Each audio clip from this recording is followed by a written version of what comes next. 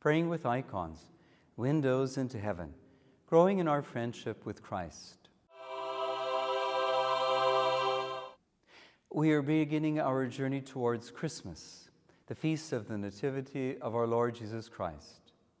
In the Christian East, we do so on the feast of St. Philip, celebrated on November 14th, the so-called Philip's Fast or Nativity Fast, some 40 days before Christmas, thereby mirroring the Great Fast before Easter. In the Christian West, our journey begins on the first Sunday of December, marking the beginning of the liturgical year in Western Christianity. The Church invites us to prepare ourselves for Christ's birth in mind, body, and spirit. We fast before we feast. Our preparation is an expression of a time of expectant waiting for the nativity of Christ and anticipating his second coming. Fasting and feasting. It seems appropriate that we should fast before we feast. After all, it was Adam and Eve's failure to fast from the forbidden fruit from the tree of the knowledge in the Garden of Eden that resulted in God banishing them from paradise. Like Adam and Eve, we often make choices that lead us on paths that take us away from God rather than bringing us closer to Him. As we prepare for Christmas, let us reflect on the miracle of the 5,000 by way of responding to God's call to become Christ's disciples, growing in holiness. The miracle of the 5,000 is found in Matthew's Gospel. Jesus had just learned that John the Baptist had been killed. He tries to get away from the crowds to pray, but the crowds crush in on him. Jesus has passion on them and cures their sick. Matthew continues the story. When it was evening, the disciples came to Jesus and said, "This is a deserted place and the hour is now late. Send the crowds away so that they may go into the villages and buy food for themselves." Jesus says to them, "They need not go away. You give them something to eat." They replied, we have nothing here but 5 loaves and 2 fish. And he said, "Bring them here to me." Then he ordered the crowds to sit down on the grass, and taking the 5 loaves and the 2 fish, he looked up to heaven and blessed and broke the loaves, and then gave them to the disciples, and the disciples gave them to the crowds, and all ate and were filled. And they took up what was left over, the broken pieces, 12 baskets full. And those who ate were about 5,000 men, besides women and children. Megan McKenna, in her book, Not Counting Women and Children, Neglected Stories from the Bible, offers us an interesting reflection on this story.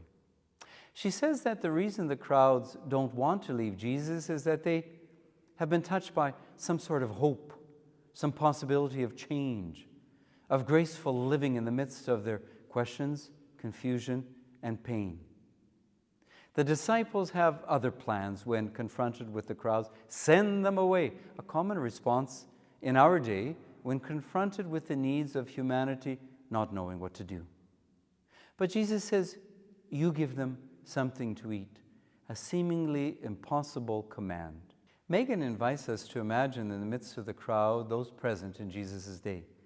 Men, women, children, merchants, beggars, travelers, the curious, the sick, the lame, the blind, lepers, public sinners, prostitutes, tax collectors, scribes, teachers, Pharisees, lawyers, sick, the elderly, the unacceptables, strangers, Gentiles, and outcasts. In a word, all of humanity.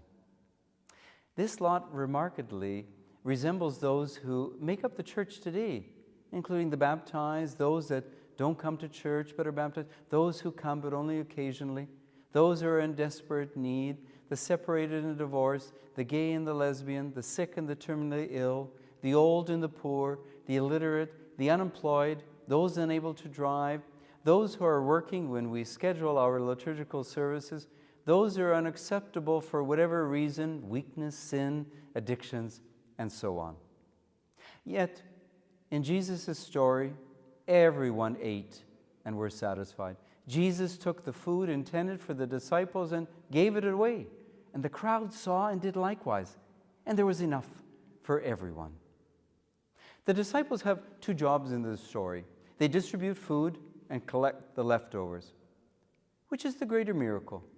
That Jesus multiplies food unnaturally, or that the people see, trust, risk, hope, and share with one another? God uses the disciples as a model for behavior of risking and trusting in a new order, a new way of being with one another and together with Jesus.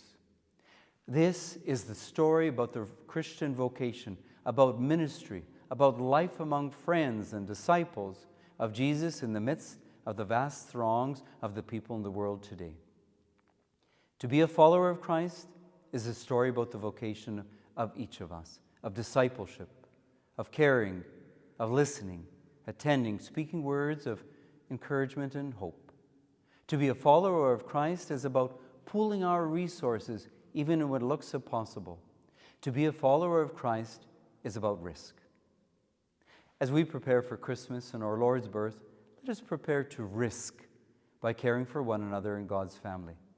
And in that way, erase the error of Adam and Eve and be readmitted to the Garden of Eden, where we once again will walk with God in paradise. Wishing you a blessed Christmas fast and Advent. Praying with icons, windows into heaven, growing in our friendship with Christ.